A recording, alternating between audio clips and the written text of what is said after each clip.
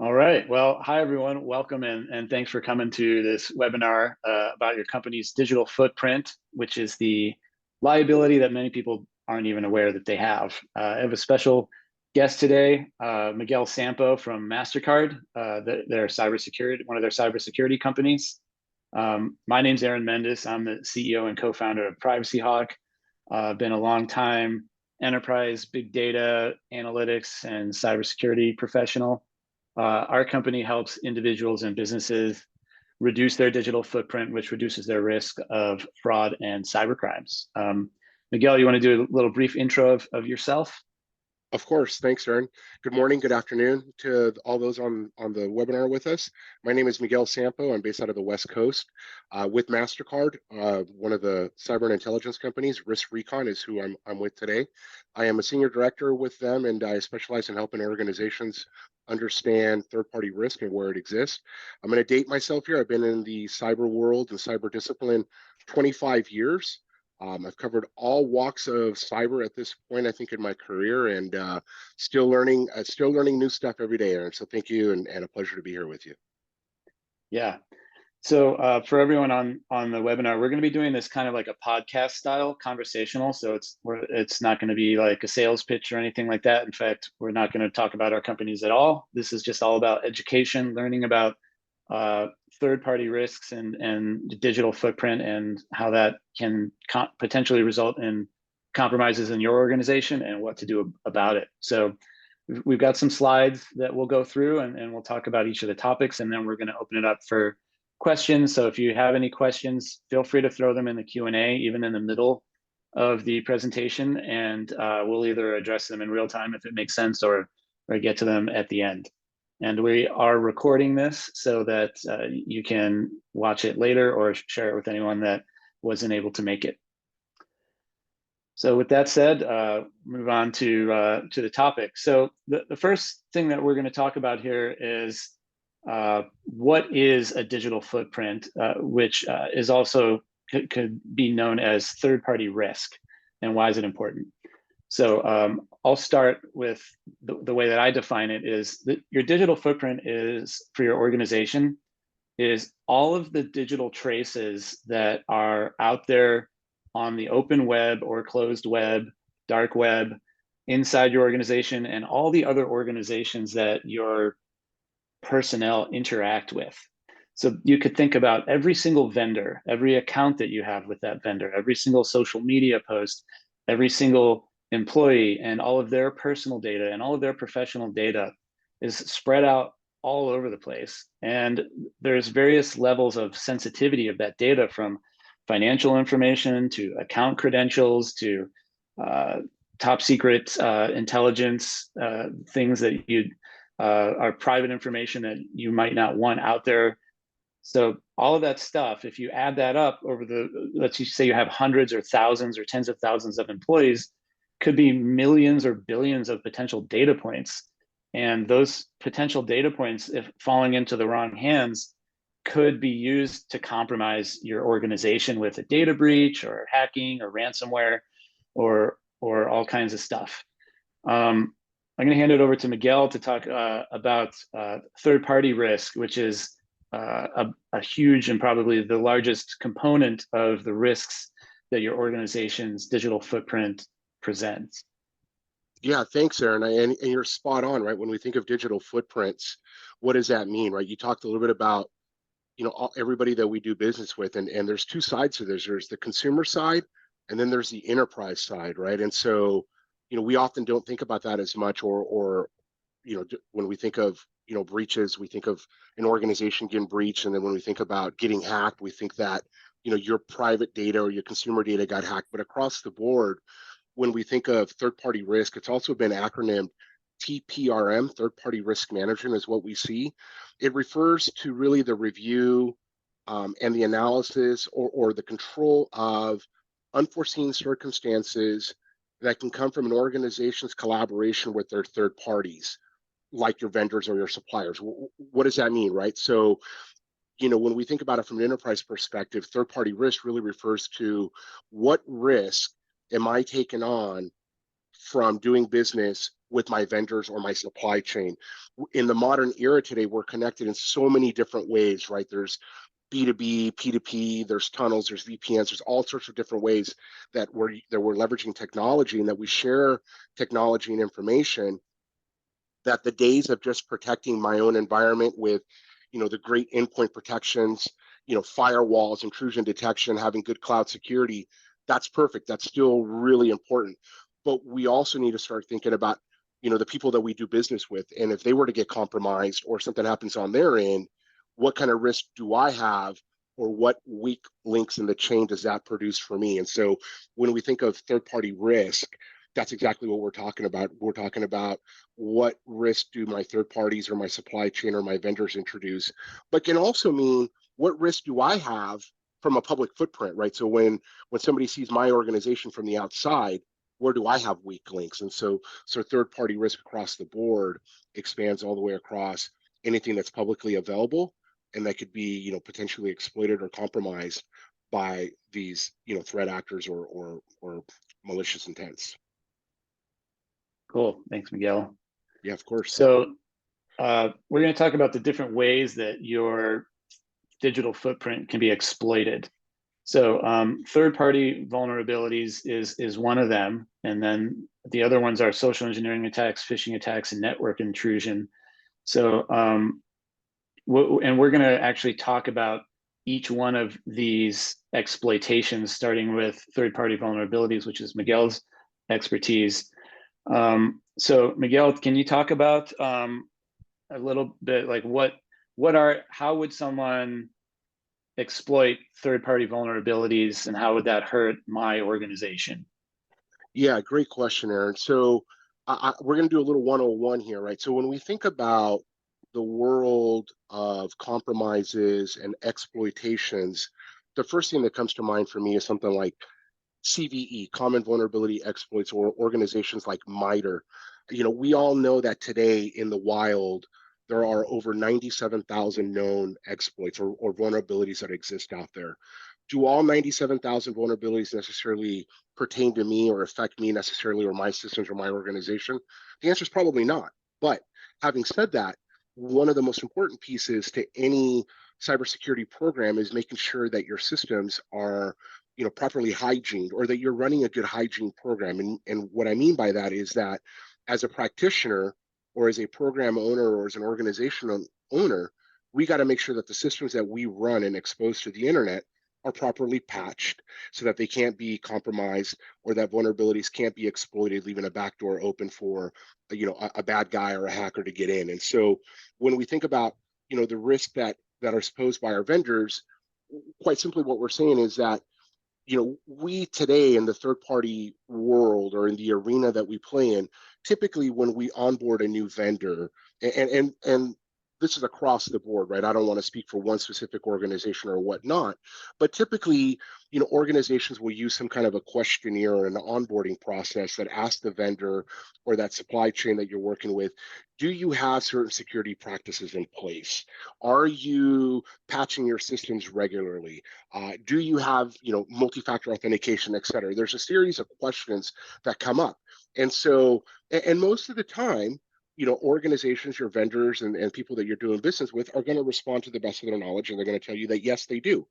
And so where the notion of trust but verify comes in, or what we're looking at, is that oftentimes, the answer to the questionnaire or the onboarding process may be yes, and we trust that vendor or supply chain is doing the right things, but we really need to verify, because if we're not verifying those things, then that's where we get into trouble. And that's really where the risk is posed, is that if we don't have a way to continuously monitor, or actually be able to look at, are our vendors indeed doing that? Are they using good security practices and patching their systems and making sure that vulnerabilities are mitigated and aren't exploitable to some degree? That's what we need to look at. And that's really when we talk about exploiting third-party vulnerabilities, what we're looking at, Aaron, is that organizations need to ensure that the people that they're doing business with are taking the right steps, the right safeguards, and are invoking the right hygiene and security measures to make sure that they're mitigating that risk or the potential for vulnerabilities to be exploited.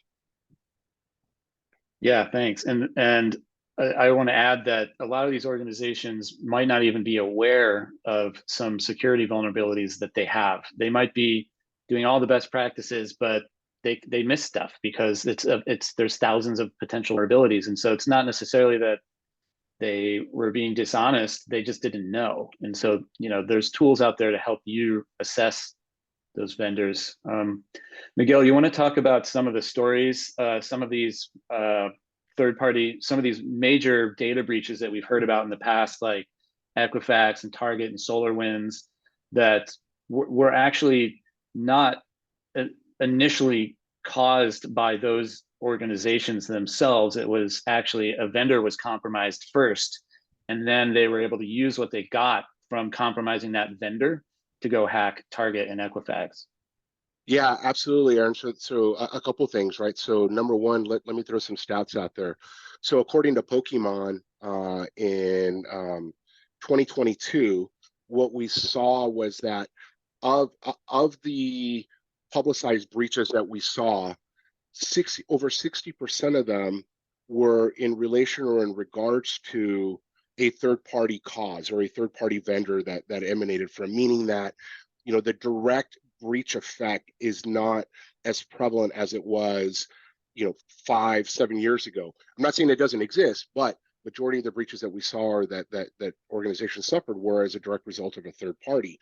And so to your point, you brought up a couple, right? The list is pretty long, especially in 2020 when we saw SolarWinds, right? It didn't affect one company, but we're talking about thousands of organizations as a result of of an exploitation there, where typically we see a direct compromise of an organization. It's a one-to-one relationship. You mentioned Target. I think that's a pretty well-known one, and not meaning to add salt to the wound for Target here, right? But that one's about 7-8 years old there, when Target was compromised, and it wasn't a direct it wasn't a direct compromise of their systems, but rather a direct compromise of a vendor that they were working with, an HVAC vendor, as a matter of fact, where a threat actor was able to gain access to the vendor. And then once they were on the vendor's network, they were able to see that this vendor had connectivity to their customer base. One of them was Target, and they made it onto the network and started to move laterally through the network and park themselves on a network. And that's an example of a network intrusion to some degree, right? When we look at it, and they were able to scrape credit card transactions. And to date, I believe that has been the largest or the most expensive breach of the time. That was, I believe, $18.5 million. If memory serves me right, I'm actually looking at my notes here, but I do know that it was over 41 million consumers that were affected as regards to that exploitation there of a third party, Aaron. And the list goes on, right? There's Anthem that took place not that long ago. You mentioned Experian, Equifax. There was Quest not that long ago. I mean, I don't think we go a week without seeing some kind of compromise that are out there. And we start to look at the details, we can see that a lot of this is not a direct one-to-one relation, but rather, hey, I'm doing business with somebody, they've been exploited. Now, what consequences do I have, or what liabilities are now posed to me from that perspective? So definitely scary times that we live in, Aaron, for sure. No doubt about that. Yeah.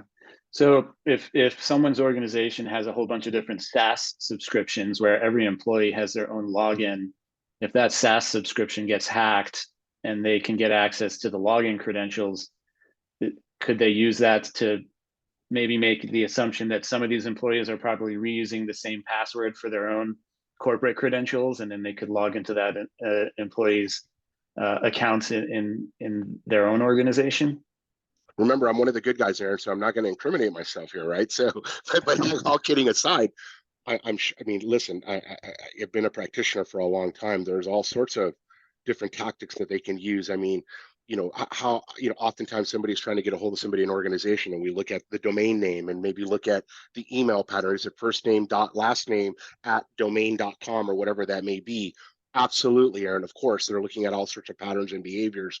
The scary part is that in the world that we live in today, there are so many tools that bad guys can use to leverage this type of pattern or behaviors or tactics to go and do the bad stuff, right? I mean, we have AI.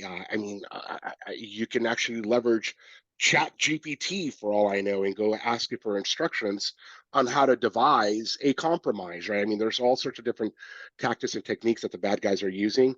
And truth be told, look, I mean, I don't think that the good guys are ever going to be ahead of the bad guys. We're always going to be a step behind. But if we're invoking all the right things and trying to do all the preventative stuff and all the right things ahead of time, it'll help mitigate when these situations happen. And like I tell organizations that I work with on a regular basis, it's not a matter of if, it's a matter of when. And so, it's absolutely detrimental that we invoke, security and layers, like, that I don't want to sound cliche, but that we invoke all the right practices to make sure that we're, following good security protocols and that we've got strong security programs. And not just on the enterprise side. I mean, you can talk more to the consumer side, right? There's things that we can do as consumers that we should protect ourselves, right? Don't click on every email, as an example. Make sure you know where the email's coming from. But I'll be quiet and I'll hand it back over to you, because I think that's an area that you can talk, with more expertise around things like that as well. Yeah, I mean, consumers also have a digital footprint, and it's the vast majority of fraud and scams come from information about us as individuals that hackers and scammers are able to use to exploit us. Like, for example, you can go to a data broker website and canvass a family and find out who's related to who, can identify grandparents, grandchildren. You can call the grandparent pretending to be the grandchild, and maybe you pretend that it's an emergency and that you need $10,000, and then the grandparent wires it to the scammer, and then that money's gone. We call that the grandparent scam. It's actually it's so common that there's a section on the FTC's website all about it. Okay, so the next topic that we're going to talk about with your organization's digital footprint is social engineering and phishing attacks. So, like I was talking about, all of these SaaS subscriptions that we have, which is just one example of a lot of places where our employees have all kinds of personal data.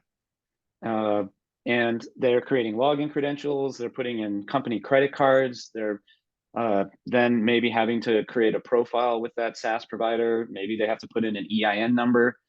Depending on which vendor you're using, they can have a ton of sensitive information about your employees. And let's say maybe you have hundreds or thousands of seats with some of these different vendors. And so each employee is creating their own digital footprint within that vendor. If that vendor gets hacked, all of that account information gets leaked. And then the hackers can go through that and look for vulnerabilities. A lot of the things that they can learn from that information can be used to try to trick people in your organization into either accidentally giving credentials or access to systems that they shouldn't have access to. And so, and if you do the math, just back of the envelope, like let's say you have 1,000 employees and each employee has, 50 accounts that they interact with throughout their day to do their job, that's 50,000 different potential vulnerabilities. So it's a big problem. So another topic that we'll talk about that Miguel had already talked about is network intrusion. So there's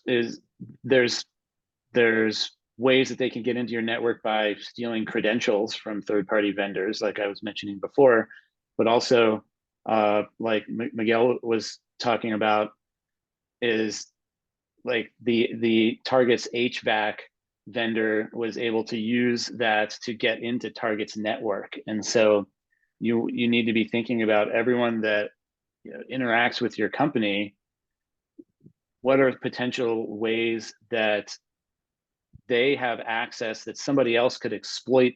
They're approved to have that access, but somebody else might be able to hack into them and then through them get into your network. So it's just something to be aware of. Miguel, anything you want to add about that? Yeah, and forgive me, Aaron, I'm going to take a step back for a second. I'm going to talk about social engineering that you were talking about for a second. So, and a lot of times it's a mistake. There's campaigns that organizations can run. You can educate your user base on, how to properly, I don't want to say how to use email appropriately, but we can't just click on everything, right? We have to understand where email is coming from, and have good, good practice around email, so that our credentials aren't compromised, so that we're not clicking and, letting malware into the environment. And that's kind of, from a phishing perspective, that's probably one of the biggest things, right? Is that they'll click on a link, and that link will execute some kind of a malware or some kind of an executable that'll run on your system, and then, unbeknownst to the user, it'll propagate through the network, and then, then we're subject through email, right? It's not just phishing, but there's also, there's phishing, there's also sorts of other methods that go on there.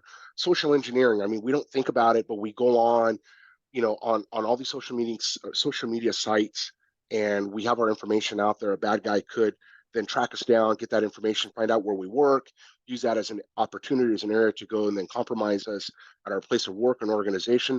The bad guys are really tricky, Aaron. I mean, they're doing all sorts of steps and trying to figure out how they can steal this data. There's the dark web, right? Information's out on the dark web. And so I just wanted to go back and kind of talk a little bit about, from a spoofing email perspective, I will share one use case, or one, kind of evidentiary piece of information here.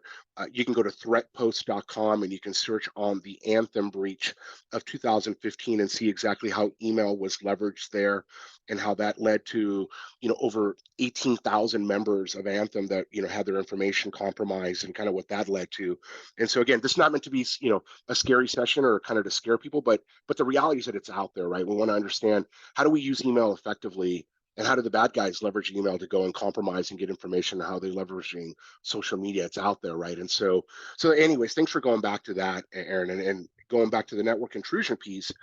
You're right. I talked about Target a second ago, and there's so many different elements to the network component of compromises, right?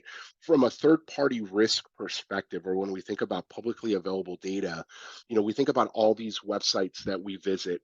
When we think about the enterprise or the commercial world of the house, we do business with X amount of vendors, thousands of vendors, hundreds of vendors, whatever that may be, and they all have a public presence. Could be, web email, could be their web server, could be their order form, or whatever that may be. It could be the B2B site, where we have our information as an organization that we work with, and everything's in the cloud, everything's in the web, everything's public now. And so what I'll share with you is that if organizations aren't doing a good job of making sure that the ports and protocols that can be exploited, going back to the vulnerability conversation, if we're not doing a good job of making sure that those ports are secured, or that we got the right level of encryption or the right level of security, if those ports were to get compromised, does that leave a door open for the bad guys? And so, to your point around the Target thing, that's exactly what happened, right? There was a threat actor that was scanning the internet, and he happened to stumble across this big HVAC company. It wasn't a mom and pop shop, it was a big one. Ran a threat, a port scan, and found an open port. Went and kind of dug deeper, kept kicking the doors down, and made their way onto the network. Once they were onto the network, they had an open access, wide open door into one of their vendor accounts, which was Target. And then they found the Target network and exploited that. But that again, that was a great example of a network intrusion, right? They infiltrated through a particular port. Did we know what the bad guys do? Did their magic, work through their, I don't know if I call it magic, maybe their voodoo, did their thing and work through there, and then we're able to do that. And that is similar to what happens when we saw like the SolarWinds attack here not that long ago, right? Where it's exploited, a malware then runs, and that malware leaves a certain port open or a certain back door open for the bad guys to come in and have wide open access to, to our domains and to our kingdom. And so, yeah, network intrusion unfortunately is a big piece. There are steps that we can do to protect ourselves, being able to understand and monitor, what ports, we can do port scans, we can do vulnerability scans, we can do all sorts of different tools that are out there to be able to do that. But if we're not doing them continuously, and we don't know how to read them, or if we're not holding our vendors accountable to making sure that they're doing on a regular practice, we're going to run into problems there. And that's exactly what we're seeing. Yeah, these guys can be sneaky too. Let's say there's a SaaS provider that has tens of thousands of businesses as their customers, and they get hacked. The hacker doesn't have to do anything right away to make it known that they're in there. But what they could do is put a piece of malware that gets downloaded onto computers when they log in when their customers log in, and now they're on the computers of all their customers without anybody knowing, and then they can use that to identify organizations that they exploit, because now they're on through one vendor that has tens of thousands of businesses and maybe hundreds of thousands of seats. It's not that hard from a web browser to get something downloaded onto someone's computer that they just missed, they just didn't notice, because you're clicking around doing stuff. And yeah, that's kind of similar to what happened with SolarWinds, where they distributed malware because SolarWinds had very deep access into the systems of their customers by nature of what they do. And that was a really bad one. Like you said, thousands of companies got nailed on that one. Yeah, the Orion platform, right? That opened the back door, which they can then impersonate the users and the accounts at the victim organizations, right? That was kind of the one big one. And then I'm going to date myself. I'll take you a step back. Do you remember the days of RDP, remote desktop protocol, right? Where we could contact, our help desk, and our help desk wasn't necessarily on-prem, they were overseas somewhere, but we would leave a wide open door, and then they could start to remote control, and all of a sudden you see the guy controlling your mouse. That's just one example, right? But the example of, if we didn't lock down RDP, or we left RDP wide open, anybody could get on our machines. Good old thank you Windows, right? But that RDP is one that I remember back from my day, back in the 2010 days, early 2000s, right? We were looking at, and we had to make sure that RDP was closed down, and at some point they actually started just eliminating RDP and not leaving it open for organizations to be able to do things like that, because it was just too much of a liability. Anyway, sorry, Aaron, I didn't mean to take us backwards there, but no, that's something to think about. Those are all very interesting stories. All right, so we'll briefly talk about the consequences. I suspect most people on this call know what the consequences are, but basically, company, if there is a security breach, there's financial losses, reputational damage, regulatory consequences, operational disruption. Miguel, I think you mentioned Target was the most expensive. Like, do you have some stories about third-party vendor caused breaches where the end victim, which was not maybe the vendor, but some of the vendor's customers, like how much, what were the consequences to those organizations like Equifax or some of these other examples? So they're all in the millions, right? And they've gone up, and they continue to go up every year. From a financial perspective, kind of taking them right off the list here in order. Number one, the average cost, according to the Pokemon Institute, and I think I said Pokemon earlier. I think I was thinking of my kids or something, but it was Pokemon. I noticed that. That was funny. I think thanks for not saying anything, for making me look like a dum-dum. Well, you had me questioning it, because I was like, I thought it was, wait, is it Pokemon? No, Pokemon.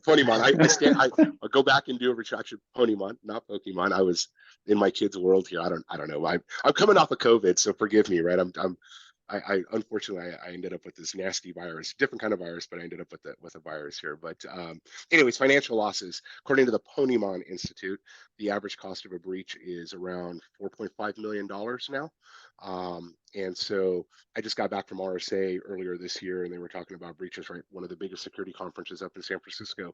We talk about this all the time, and it goes up every year. I also spent some time with Dell SecureWorks in one of my previous roles, and then most recently with FireEye, where we did incident responses, incident retainers, and worked with the Mandiant team, right? And we talked about, and this is what I did day in, day out, is help organizations when they were breached. And so financial loss is definitely the one that hits the pocketbook. But the other one that hits the pocketbook that is not necessarily listed here, but it's brand damage, right? You have reputational damage, but once you suffer that, what's the cost of that? There's a financial impact to not only the reputational damage, but the brand damage, right? What's that brand damage going to cost? And so, we can see that these things get into the millions of dollars. But yeah, the Target one, that was obviously, like I said, 7-8 years ago. To date, that was a pretty large one. And then we've got the Anthem one, which was in the millions, and we see more recently, right? There were scripts here locally in San Diego not that long ago. That we saw that also suffered. So we see these across the board. I think the largest one that I ever saw, I think it was the state of, and don't quote me on this one. I don't want to quote it, but it was one of the states in the South about 7-8 years ago that had one of the largest sled breaches, and that was over $100 million one on that one. And the irony of that one was that we think about cyber insurance. There's an element of due diligence, and if we don't do our due diligence, insurance doesn't have to pay out, right? And those are things to think about. So they are absolutely costly, but I guess the number I'll leave you with, or the one that's more specific, is that the average cost of a breach today in 2023 is north of $4 million right now, just to start. So something to think about. That's not pocket change there. Yeah, and there's some numbers out there like per record too. I think it's like hundreds of dollars per record that's lost or something like that. Well, Like that's I the got damage recently. $100. Yeah, I got $100 from Scripps because they leaked my information. It's not worth it. I would rather have that my medical information not leaked. But they had gave $100 to every single one of their patients because that was a ransomware attack, and that was bad. They were shut down for like over a month. The doctors couldn't see patients because the systems were locked down. So that's that operational disruption. Like how much does if you get attacked by ransomware and they shut your business down, that's massive revenue loss. I can tell you that the most expensive one ever was Epsilon, and I believe that was $4 billion. Wow. That was the largest one, and that was the one. There was emails that included, I believe, Best Buy, JP Morgan Chase, Target was there, and so that was a really expensive one for sure. But we talk about the financial piece, and and we're talking about publicly available, or public companies. There's other ones that are private that don't have to report them, that we never know about. We don't know what those cost, right? There are other organizations out there that are not publicly traded that are also worth hundreds of millions of dollars.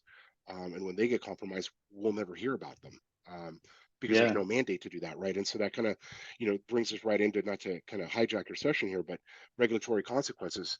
There are legal liabilities as well in some of these cases, right? Where you mentioned, you got $100 check, and how many of us have received, I'm going to raise my hand, we received a letter from some identity company or some credit company giving us free access to a credit portal to monitor our credit on the consumer side, to make sure that nobody's opening accounts because our email address and our private information was, our personal identifiable information was compromised or leaked through one of these organizations' hacks, right? Or data breaches. And so there are other components that we have to think about when we look at that as well, Aaron. So the first two hit the pocketbook pretty strong, and then we get into some of the legal stuff, regulatory compliances, and we can talk about HIPAA, Sarbanes-Oxley. We can talk about some of the other kind of GRC pieces that are out there. But let me hand it back over to you so you can bring us kind of back in order here. But yeah, 4 billion Epsilon. I mean, that's not a Yeah. cheap one. That was an expensive one. Okay, cool. So now that we have beat the problem to death, we're going to talk about what you can actually do about it. So there's a lot of things that you can do. At the end of the day, at a high level, it's reducing your organization's digital footprint, which is effectively reducing third-party risk. And so there's a lot of proactive things that you can do, and there's a lot of tools out there that can automate identifying a lot of these third-party risks. And so we're going to go over what some of those are. So here's kind of the strategies for reducing your digital footprint. So one of the things that our company can help with is helping identify just the sheer scale and size of your organization's digital footprint, and then helping remove unnecessary accounts. So your organization, maybe it's been around 10 years, 20 years, maybe it has thousands of employees. How many SaaS subscriptions or things have all these thousands of employees signed up for over the years, put in a credit card for $50 a month or $10 a month, and either stopped using it or still have an account but don't use it? So now there's various levels of sensitive information that are just out there unnecessarily. And so what you want to do is regularly audit all these different accounts that your employees have set up, and have a lot of those accounts that aren't being used anymore, get them deleted. Deleting those accounts means that if that organization gets compromised and maybe they have thousands or tens of thousands of customers, you're not in the database that got hacked, and so you're less likely to have credentials leaked or other sensitive information that could be used for phishing and social engineering attacks and things like that. The second strategy is managing third-party vendor risk, which is Miguel's expertise. So I'm going to hand it over to Miguel to talk about, what can people do to identify what these risks are, and then what would they do about it? Yeah, thank you, Aaron. I appreciate that. So, unfortunately, there's no unicorn out there. There isn't one solution that I would say this solution will do everything for you and your third-party risk goes away. No such thing. And anybody that tells you so is lying to you. It's just what's not there yet. And so, this definitely requires a security and layers approach.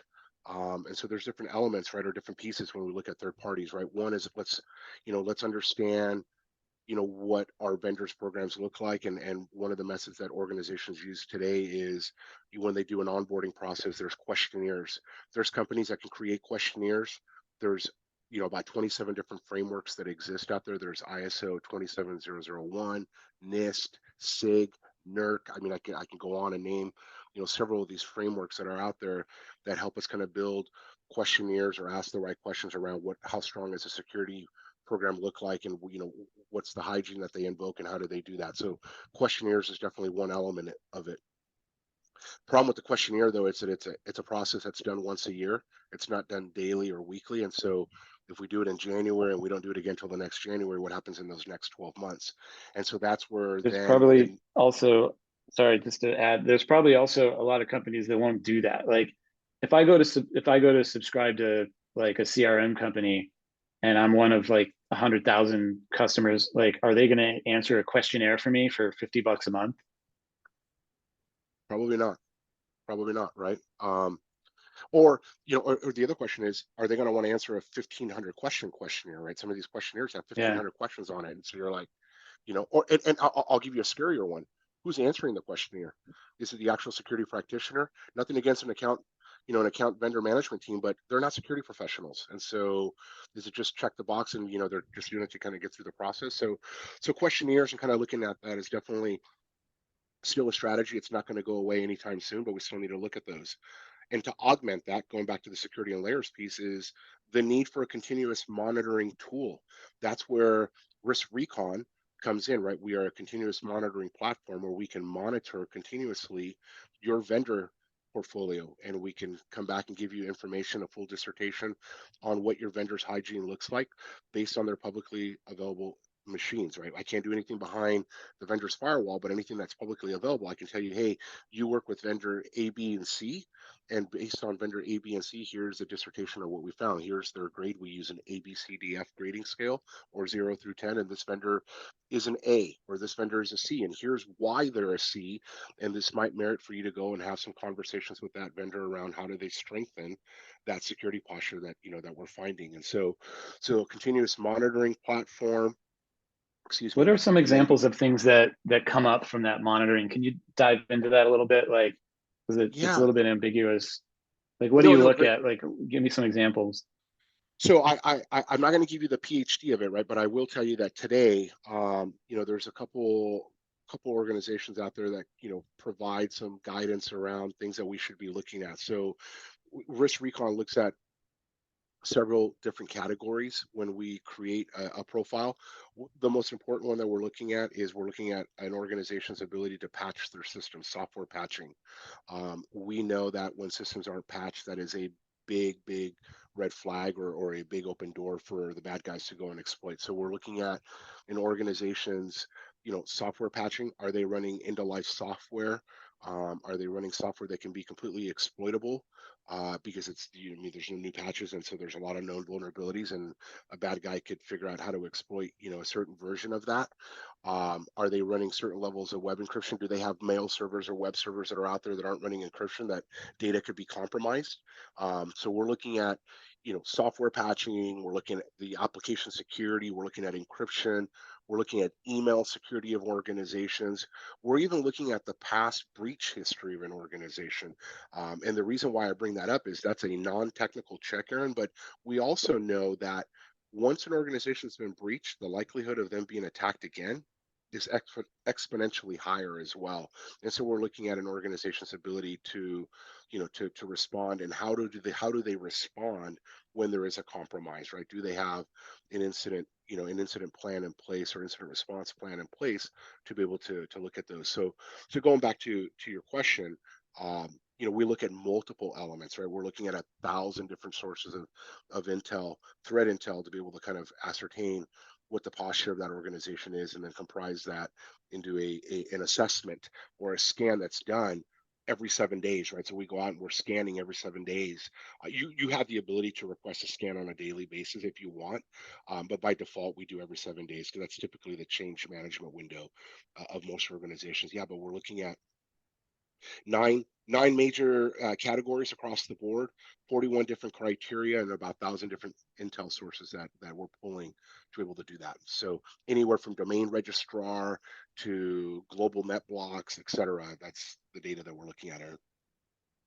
Yeah, I remember looking at it with you, and it was shocking how many endpoints a big organization has. Like, whoever provides the internet at your office or at your house, these are huge multi-billion-dollar organizations, and they might have a bunch of subsidiaries, and then they have 30 different services, and each one of those services has its own website. One's part of it's behind a login, part of it's forward facing, and they might have 5 different endpoints for their API on each one of those websites, and they're using different kinds of technologies. Some of them are third-party libraries that they're loading in, and any single one of those, anything single one of those links in the chain that's not patched could be compromised. And once you get in, then you get full access to everything else. And so, we were looking at some of these big organizations, and nobody was perfectly clean. I mean,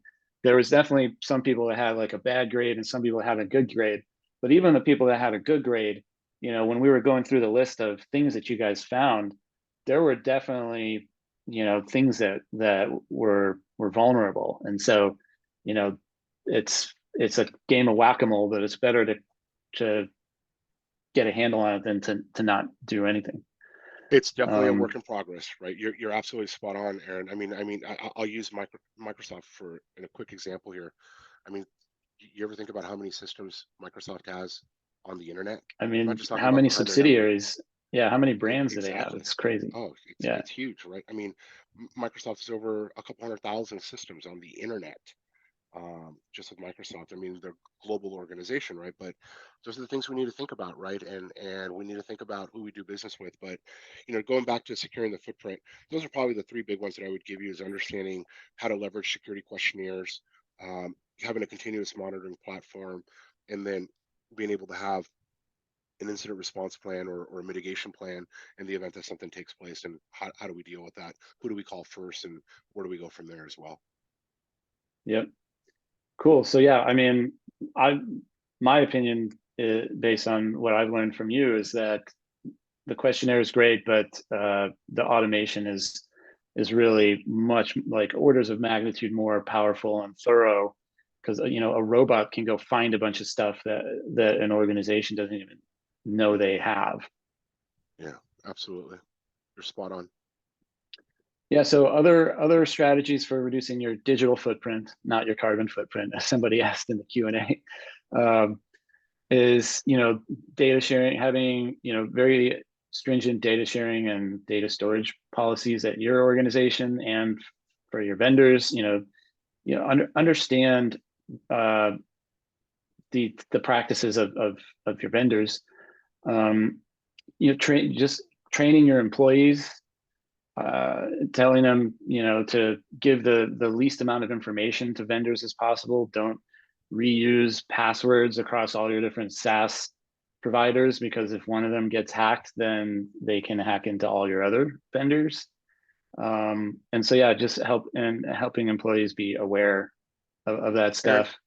let me jump into number 4 here for a second for us. So I can tell you that locally, and I don't want to make a commercial for anybody here, but locally in San Diego, there's an organization, a nonprofit organization called the Cyber Center of Excellence. CEO, I believe, is Lisa Easterly, that's out there, but they run, and she works with local municipalities, City of San Diego, City of Vista, City of Carlsbad, that are invoking things like cyber awareness, and they're running programs to help organizations or constituents of those municipalities awareness around cyber and kind of how, how to properly and how to use cyber, et cetera. And it's not just for large organizations; it could be for small organizations as well, right? We all have a responsibility across the board to be able to understand how to use this effectively. And so you talk about employee training, there's a lot of great campaigns that are offered through that. So for those on the line today, I would definitely check with your local municipalities and check with cyber centers and resources in your area. You can always reach out to Aaron and I as well. We can always kind of point you in the direction. We have a pretty big network, but employee training and user privacy settings, I think, is a big one. And that's probably one of the most important ones is let's become, not just on the consumer side, but in the enterprise side, let's become savvy users, understand some of the what are some of the traps that are being set out there, and how to do that. The FBI locally, to your local FBI division, cyber division, also has campaigns and information that you can use and keep yourself abreast of what's going on and what kind of scams that we're seeing, et cetera, and what exploitations are going on. But anyways, Aaron, I'm sorry, I'll hand it back to you. Sure. We're about to jump into Q&A. So in conclusion, reducing your organization's digital footprint and third-party risk significantly reduces your risk of having a system compromised that can be very costly. And it's an ongoing thing. It's like kind of like whack-a-mole, but you need to stay on top of it. And leveraging technology that can help with this stuff is definitely very beneficial compared to trying to manually keep track of all of it. So yeah, we'll move on to questions now. So there's a few questions in here, Miguel. The first one is, would a mid-sized company benefit from vendor monitoring if they have under 500 vendors? Actually, let me jump in real quick and present a problem that I didn't mention before, which is that how do you know it's only 500 vendors? The vendors that you might be able to find in your accounting books might only be a fraction of the vendors of stuff that your organization has signed up for that you don't even know about. Because some of this stuff is free. And so it's not even going to be on your books, but your employees have signed up for stuff. But let's say that it is under 500 vendors. Miguel, you want to talk to that? Yeah, so absolutely. And so I love the question that you pose. How do you know it's only 500 vendors, right? But what I will tell you is that there's no organization too small or too big for us. And so, excuse me, the other component is that a lot of times organizations think it's only my IT vendors. No, it's all your vendors. It could be based on line of spend, line of business, et cetera, that we look at that. But to answer that question more specifically, there is no minimum criteria. It's a matter of understanding, and where organizations start to look at is vendor categorization or vendor classification, understand the importance of vendors. What I will tell you is that not all vendors are created equal. We want to look at, kind of where, what are the most critical vendors that are important to the organization, and kind of look at them from that perspective. But, we can help you with that type of an exercise, right? Or that kind of a scoping, is being able to look at, excuse me, what that is, and take it to the next step. Yeah, I'll also add that it depends on the types of sensitive information that you have in your systems and how important it is for those to not get compromised. But even if you only have 50 vendors, that's 50 attack vectors, and it's less expensive to track fewer vendors. So it's not like this. If you're a smaller organization, it's not like it's this multi-million-dollar cost to monitor a handful of those vendors. Next question is from Christian. He said, how about self-hosted SSO or SSI? Wouldn't that solve this? I'm sorry, I didn't see that question. Can you repeat it? It says, how about self-hosted single sign-on or SSI? Wouldn't that solve this?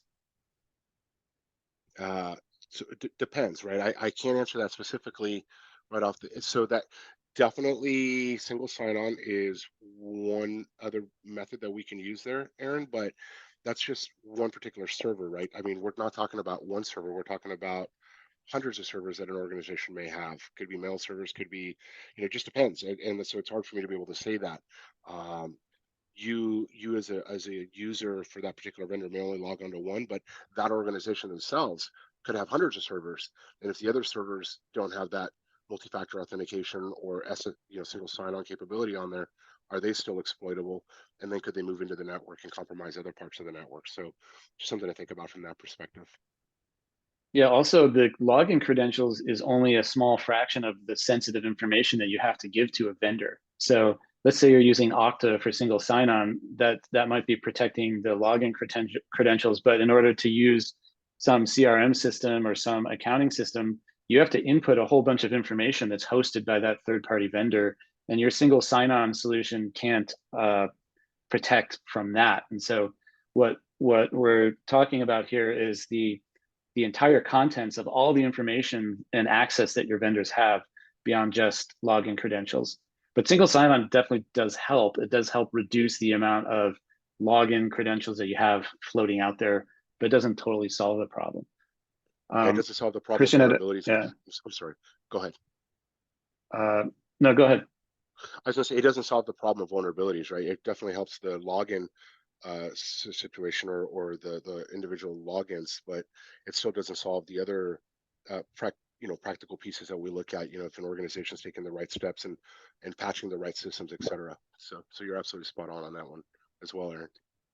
Sure. But then there was another question: are these campaigns available in Europe? So I can, for risk recon specifically, we definitely have campaigns that are global. We are a global organization, and so I don't know specifically of all the regulations that are going on, but I know that GDPR and things of that nature, there's all sorts of stuff going on in EMEA, because I hear it from my other colleagues that are working globally and stuff. So yes, there are campaigns available globally. Cool. So Robert asked, have you guys considered doing authenticated scanning? Great question. Love it. So a couple of things. So we are owned by Mastercard, and we're part of the Cyber and Intelligence Group. And what I'll share with is that I invite you to reach out to us, and happy to do a roadmap and kind of share with you what we've got coming down the road. A lot of new exciting things that are taking place. We just recently acquired Bath and Bay Networks, and we're integrating DDoS and network scanning pieces into our product. We got systemic risk assessment coming, and so lots of new things coming. We are part of the Mastercard family. As you can imagine, Mastercard takes digital payments very seriously, and with the utmost scrutiny around security. And so lots of great things coming. Stay tuned, and if you're interested, by all means, please reach out, and happy to do a one-on-one session or point you to the right person. Cool. Thanks, Miguel. So we have a question about consumers. How can consumers best identify personal data exposure? And once that initial exposure is resolved, how can the consumer sustain that protection seamlessly?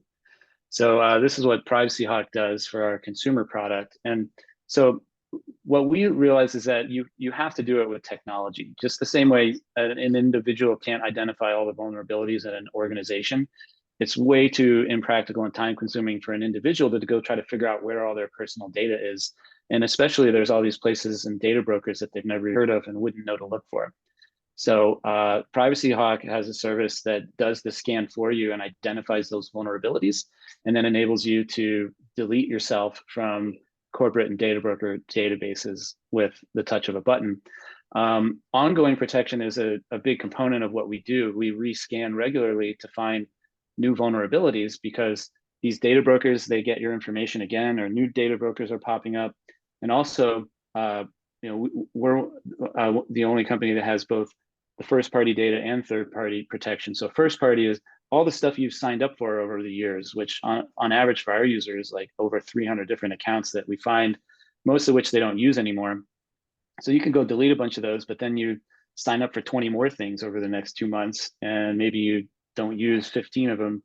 So we have ongoing monitoring. But yeah, it really comes down to using technology to identify these vulnerabilities and automatically remove them. So we're coming up against time. So let's, Robert was talking about, there's a section of EASM, TPRM companies that are getting into DAST-ish and SCA-ish functions to mitigate frequency of full-on pen tests. So have your millions of vendors scores, but own enterprise performing a deeper scan.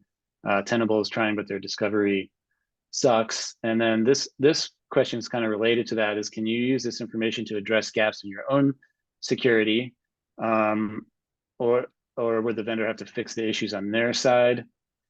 So that's kind of I think all a similar question, which is how can this this type of technology that you guys have be used to protect your own security and identify your own issues?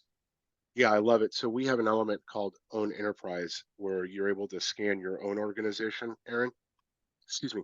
You're able to scan your own organization, but let me go back to Robert's question specifically. So dynamic application scanning, and web application scanning, things of that nature, full pen testing. Risk Recon doesn't do pen testing, right? We're not in the pen testing world, and we still recommend having annual or twice a year pen testing done, and as part of that pen testing, looking at your web applications as well. And so that's a separate service, or you can work with a local reseller or whatever firm you work with to continue to do that. We are completely different from a vulnerability scanner. So when I think of Qualys or Tenable or Rapid7 or Nessus, I mean that's a full-on Vol scanner, and they're scanning internally. They're not doing anything externally. They couldn't do that. The EULA wouldn't let them do that. The moment that I start trying to kick your door down, Aaron, you're going to see that noise and you're going to blacklist me, and it's illegal for me to do that. So we're not able to do that. And so we still recommend, as a practice of what you asked earlier in the previous questions, how to minimize, or what are some of the best strategies to do that. A pen test is still recommended. It's still required. We are seeing organizations, I'm seeing some of my competitors trying to bring in a separate services arm where they can run those services for you separately. But by nature of the way that we scan and what we're doing, we're not going to be able to do a full-on web application pen test or whatnot. And we never claim to do that, right? That's still something that you're going to need to do separately, or as another kind of addition or part of what I talked about, security and layers, kind of in quotes, and kind of what you're going to want to look at. So great question, Robert. But unfortunately, like I said earlier, there's no unicorn yet. It's coming. We're all working towards, kind of making it more self-sufficient, and certainly it'll be a great addition, but we're just not there. Yeah, I think the third-party risk management is a component of a more comprehensive cybersecurity strategy that you're probably going to have to piece together quite a few vendors to really have that comprehensive strategy. All right, so we did have a question from Christian. Would we be willing to exchange with European universities and research centers? And then he also asked, can we see examples of good systems that meet your standards so they know what they should aim for? And how is European GDPR affecting vendors in the USA? Is it hard to deal with, or don't you notice? I can talk about the GDPR thing if you want to talk about European research and examples of good systems. Yeah, so a couple of things, right? I mean, I'll just make this simple. I know we're coming up on time, Aaron, but we offer a free trial on our website. So if you go to riskrecon.com, you can see that we offer free trials, and you can sign up for vendor scans. You can get up to 50 vendor scans. You can use academia as part of that, whatever you want, kind of take a look at it. So we are a global organization running on a global database from Mastercard. You could definitely take a look at those and see what those scans look like. And if you're interested, reach out to me via email or schedule a call. I'll put you in contact with the right folks. But you can definitely see examples and at no cost. Or run a trial, right? Like I said, and so that's something that we offer with no obligation, and no strong sales pitches, and we're not going to hound you down for every day or anything like that. But you're more than welcome to visit www.riskrecon.com, take a look at the trials, and take a look at that information is there across the board. And then I'll hand it back to you for the GDPR. I know we're coming up on time, Aaron. Yeah. No, GDPR is definitely affecting U.S. organizations that operate in Europe, and particularly the cross the ocean data sharing, because there was a privacy shield that was invalidated by the EU court, and so it basically said that U.S. companies operating in Europe have to maintain all of their systems in Europe, which from an engineering standpoint basically means you have to have a duplicate of your product in Europe. And so you have to maintain two different versions of your product, which is a nightmare. And I think the European Union wants to be able to allow compliant United States organizations to be able to host Europeans' data in the United States. So there was a new one that came out that got approved by the EU, but it's got the same problem that the GDPR courts shot down with the Privacy Shield, which was that the letter of the law of GDPR says that you can't move stuff out. So they can't just pass a resolution saying that they're okay with it if they don't. They have to change the actual GDPR law in order to make this work. So right now it's kind of a gray area, and I think a lot of U.S. organizations are struggling to comply with GDPR. I think there's a fundamental different philosophy about privacy in the United States than Europe, and it's an ongoing compromise, I think, to meet in the middle there. I agree. So, I ran into it go quite ahead. a bit in Brazil, Brazilian GDPR, right? I covered Latin America for many years across the board. And so, yeah, there's no easy answer for that. I think you were spot on, Aaron. Yeah. Well, we're up against time. Thank you all for attending. We'll email you guys a link to this and also our contact information if you're interested in talking with me or Miguel about what our respective companies do with regards to reducing your company's third-party risk and reducing your digital footprint. Feel free to reach out to us, and hope you enjoy the rest of your week. And it was great to have you guys. Thank you, Aaron. Thanks for having me. Bye, everyone. Take care. Have a great day. Be safe.